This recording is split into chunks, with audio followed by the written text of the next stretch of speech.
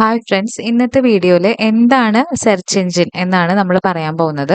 Search engine എന്ന് പറയുമ്പോൾ നമുക്ക് അറിയില്ലെങ്കിലും ഗൂഗിൾ അല്ലെങ്കിൽ ഗൂഗിൾ ക്രോം അങ്ങനെയൊക്കെ കേട്ട് കഴിഞ്ഞാൽ നമുക്ക് പെട്ടെന്ന് അറിയാനായിട്ട് പറ്റും. അതായത് സെർച്ച് എഞ്ചിൻ എന്ന് പറഞ്ഞു കഴിഞ്ഞാൽ അതൊരു സോഫ്റ്റ്വെയർ പ്രോഗ്രാമാണ്. നമുക്ക് എന്തിനെക്കുറിച്ചും സെർച്ച് ചെയ്യാനായിട്ട് ഇന്റർനെറ്റിൽ സെർച്ച് ചെയ്യാനായിട്ട് നമ്മളെ സഹായിക്കുന്ന ഒരു സോഫ്റ്റ്വെയർ പ്രോഗ്രാമാണ് ഈ സെർച്ച് എഞ്ചിൻ എന്ന് പറയുന്നത്. അപ്പോൾ സെർച്ച് എഞ്ചിനിലൂടെ നമ്മൾ സെർച്ച് ചെയ്യുന്നത് കീവേഡ്സ് അതുപോലെ തന്നെ നമ്മൾ സെർച്ച് ചെയ്യാൻ ഉപയോഗിക്കുന്ന ഫ്രേസസ് വെച്ചിട്ടാണ് നമ്മൾ ഓൺലൈനിൽ കാര്യങ്ങൾ സെർച്ച് ചെയ്യുന്നത്. അങ്ങനെ സെർച്ച് ചെയ്ത് കഴിയുമ്പോൾ നമുക്ക് കിട്ടുന്നത് search engine result page.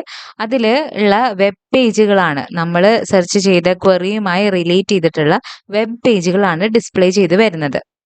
Okay, അപ്പോൾ എങ്ങനെയാണ് ഈ സെർച്ച് എഞ്ചിൻ വർക്ക് ചെയ്യുന്നത് എന്ന് നമുക്ക് നോക്കാം.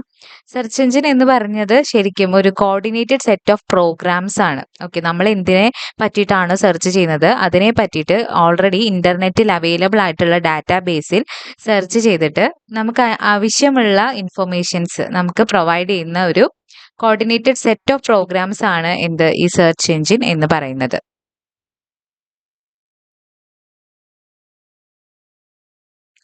ഇനി നമ്മുടെ ടോപ്പ് 7 സെർച്ച് എഞ്ചിൻസ് ഏതൊക്കെയാണെന്ന് നോക്കാം. ടോപ്പ് 7 നമ്മുടെ ലോകത്തിലെ ടോപ്പ് 7 സെർച്ച് എഞ്ചിനിൽ ഒന്നാമത് വരുന്നത് നമ്മൾ എപ്പോഴും ഉപയോഗിക്കുന്ന ഗൂഗിൾ തന്നെയാണ്. അത് കഴിഞ്ഞാൽ ബിങ് എന്ന് പറയുന്ന സെർച്ച് എഞ്ചിൻ. അതിനുശേഷമാണ് ബെയ്ഡു. ബെയ്ഡു എന്ന് പറയുന്നത് ചൈനയിലുള്ള ഒരു ലാർജസ്റ്റ് യൂസ് ചെയ്യുന്ന ഒരു സെർച്ച് എഞ്ചിൻ ആണ് ബെയ്ഡു. അതിനുശേഷം യാഹു, നമ്മളെല്ലാവരും കേട്ടിട്ടുണ്ടാവും. അത് ബിങ്ങിന്റെ ഒരു യൂണിറ്റ് തന്നെയാണ് യാഹു എന്ന് പറയുന്നത്. അതുപോലെ തന്നെ യാഹുവിന്റെ ഒരു യൂണിറ്റ് തന്നെയാണ് ബിങ്. അപ്പൊ ഇവര് ഈ യാഹുവും ബിങ്ങും ഈ സഹോദര സ്ഥാപനങ്ങളെ പോലെ പ്രവർത്തിക്കുന്ന ഒന്നാണ്. അതിനുശേഷമാണ് യാൻഡെക്സ്. അപ്പൊ നമ്മൾ റഷ്യ, കസാക്കിസ്ഥാൻ അങ്ങനെയുള്ള സ്ഥലങ്ങളാണ് യാൻഡെക്സ് യൂസ് ചെയ്യുന്നത്. പിന്നെ വരുന്നതാണ് ആസ്ക് ഡോട്ട് കോം, അതുപോലെ തന്നെ ഡക് ഡക് ഗോ എന്ന് പറയുന്നത്. ഇപ്പൊ ഇത്രയും സെർച്ച് എഞ്ചിൻസ് ആണ് ടോപ്പിൽ നിൽക്കുന്ന കുറച്ച് സെർച്ച് എഞ്ചിൻസ്. ഇനി എങ്ങനെയാണ് ഈ സെർച്ച് എഞ്ചിൻ വർക്ക് ചെയ്യാൻ നോക്കാം. മെയിൻ ആയിട്ട് സെർച്ച് എഞ്ചിൻ വർക്ക് ചെയ്യുന്നത് 3 സ്റ്റേജസ് ആണ്: ക്രോളിംഗ്, ഇൻഡെക്സിംഗ്, അതുപോലെ സെർച്ചിങ് ആൻഡ് റാങ്കിങ് എന്ന് പറയുന്നത്. അപ്പൊ എന്താണ് ഈ ക്രോളിംഗ് എന്ന് പറഞ്ഞാൽ? ക്രോളിംഗ് എന്ന് പറഞ്ഞു കഴിഞ്ഞാൽ നമുക്കറിയാം, മലയാളത്തിൽ ഈ ക്രോളിങ്ങിന്റെ അർത്ഥം എന്ന് പറഞ്ഞാൽ എന്താണ്? ഇങ്ങനെ ഇഴഞ്ഞ് നീങ്ങുക അല്ലെങ്കിൽ ഇഴഞ്ഞ് നടക്കുക എന്നാണ് അതിന്റെ അർത്ഥം. അതായത് നമ്മൾ സെർച്ച് എഞ്ചിനിൽ ഗൂഗിളിൽ സെർച്ച് ചെയ്യുമ്പോൾ അതിൽ ഗൂഗിളിന് വേണ്ടി പ്രവർത്തിക്കുന്ന ചില ബോട്ട്സ് ഉണ്ട്, റോബോട്ട്സ് ഉണ്ട്. അവരെന്ത് ചെയ്യും? നമ്മുടെ ക്വറിക്ക് അനുസൃതമായ പേജുകളിലെല്ലാം ഇഴഞ്ഞ് നടന്ന് സെർച്ച് ചെയ്ത് നമുക്ക് ആവശ്യമുള്ള കണ്ടന്റുകളെല്ലാം അനലൈസ് ചെയ്ത് അതൊരു ഇൻഡെക്സ് ആയി സ്റ്റോർ ചെയ്യും.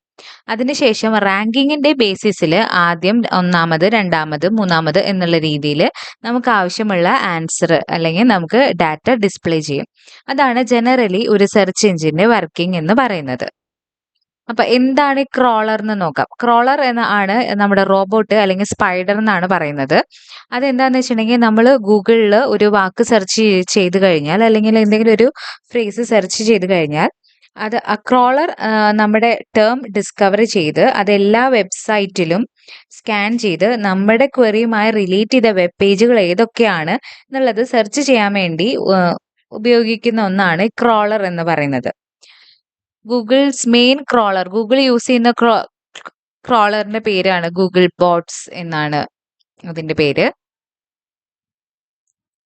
അടുത്തതാണ് ഇൻഡെക്സിങ് എന്ന് പറയുന്നത്. അങ്ങനെ ക്രോൾ ചെയ്ത് കിട്ടിയ റിസൾട്ടിനെ അനലൈസ് ചെയ്ത് അതിനെ ഓർഗനൈസ് ചെയ്ത് വെക്കുന്ന ഒരു പ്രോസസ്സാണ് ഇൻഡെക്സിങ് എന്ന് പറയുന്നത്. The search engine can then analyze and understand the content and serve it to readers in ranked list on its search engine result pages. Index ചെയ്തിട്ടുള്ള ഡാറ്റയിൽ നിന്ന് റാങ്കിന്റെ ബേസിസിലാണ് എന്ത് ചെയ്യുന്നത്? സെർച്ച് എഞ്ചിൻ റിസൾട്ട്സ് പബ്ലിഷ് ചെയ്യുന്നത്.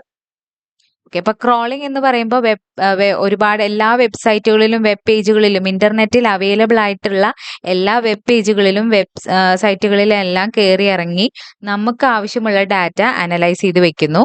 ഈ അനലൈസ് ചെയ്തതിനെ ഇൻഡെക്സ് ചെയ്ത് വെക്കുന്നതാണ് ഇൻഡെക്സിങ്. ഗൂഗിളിന്റെ ഡാറ്റാബേസിൽ ഇൻഡെക്സിങ് ചെയ്ത് വെക്കുന്നു. ഓക്കെ, അപ്പൊ അതിന് ശേഷമാണ് സെർച്ചിങ് ആൻഡ് റാങ്കിങ് വരുന്നത്. ഓക്കെ, അപ്പോൾ നമ്മുടെ വെബ് പേജിന് അല്ലെങ്കിൽ വെബ്സൈറ്റിന് ഒരു റാങ്കിങ് ഉണ്ടാവും. ആ റാങ്കിങ്ങിന് അനുസൃതമായിട്ട് നമുക്ക് നമ്മുടെ സെർച്ച് എഞ്ചിൻ റിസൾട്ട് പേജിൽ ആദ്യമായിട്ടോ രണ്ടാമതായിട്ടോ നമ്മുടെ റിസൾട്ട് ഡിസ്പ്ലേ ചെയ്ത് വരും. ഇനി എന്താണ് ഈ സെർച്ച് എഞ്ചിനുമായി റിലേറ്റ് ചെയ്തിട്ടുള്ളൊരു വാക്കാണ് സെർച്ച് എഞ്ചിൻ ഒപ്റ്റിമൈസേഷൻ എന്ന് പറയുന്നത്. അപ്പൊ എന്താണ് ഈ സെർച്ച് എഞ്ചിൻ ഒപ്റ്റിമൈസേഷൻ എന്ന് നോക്കാം. സെർച്ച് എഞ്ചിൻ ഒപ്റ്റിമൈസേഷൻ എന്ന് പറഞ്ഞു കഴിഞ്ഞാൽ ഓർഗാനിക് ആയിട്ട്, അതുപോലെ നമ്മൾ ഫേസ്ബുക്ക് അതുപോലെ ഇൻസ്റ്റാഗ്രാം അതിലൊക്കെ നമ്മൾ പ്രൊമോഷൻ ചെയ്യുന്നത് പൈസ കൊടുത്തിട്ടാണ്. ഓക്കെ, അപ്പൊ അതുപോലെ ഇത് ഓർഗാനിക് ആയിട്ട് തന്നെ നാച്ചുറൽ സെർച്ച് റിസൾട്ടിൽ നമ്മുടെ വെബ്സൈറ്റ് അല്ലെങ്കിൽ നമ്മുടെ വെബ് പേജിനെ ഒന്നാമത് എത്തിക്കുന്ന ഒരു പ്രോസസ്സ് തന്നെയാണ് ഈ SEO എന്ന് പറയുന്നത്. അതായത് നമ്മുടെ വെബ്സൈറ്റിലോ അല്ലെങ്കിൽ വെബ്സൈറ്റിന്റെ വെബ് പേജിലെ കണ്ടന്റിലോ ചെറിയ മാറ്റങ്ങൾ വരുത്തി നമ്മുടെ വെബ്സൈറ്റിനെ നമ്മുടെ സെർച്ച് റിസൾട്ടിൽ ഒന്നാമത് എത്തിക്കുന്ന ഒരു പ്രോസസ്സാണ് സെർച്ച് എഞ്ചിൻ ഒപ്റ്റിമൈസേഷൻ. അതായത് നമ്മളൊരു കാര്യം സെർച്ച് ചെയ്ത് കഴിയുമ്പോൾ ഗൂഗിളിൽ ഡിസ്പ്ലേ ആവുന്ന റിസൾട്ടിൽ ആദ്യത്തെ ലിങ്കിലൊക്കെ ക്ലിക്ക് ചെയ്യാനായിരിക്കും കൂടുതലും എല്ലാവർക്കും താല്പര്യമില്ലേ. അതുകൊണ്ടാണ് ഈ സെർച്ച് എഞ്ചിൻ ഒപ്റ്റിമൈസേഷൻ ചെയ്തിട്ട് നമ്മൾ ഗൂഗിളിന്റെ റാങ്കിങ്ങിൽ ആദ്യം എത്തിക്കാനായിട്ട് നമ്മൾ നോക്കുന്നത്.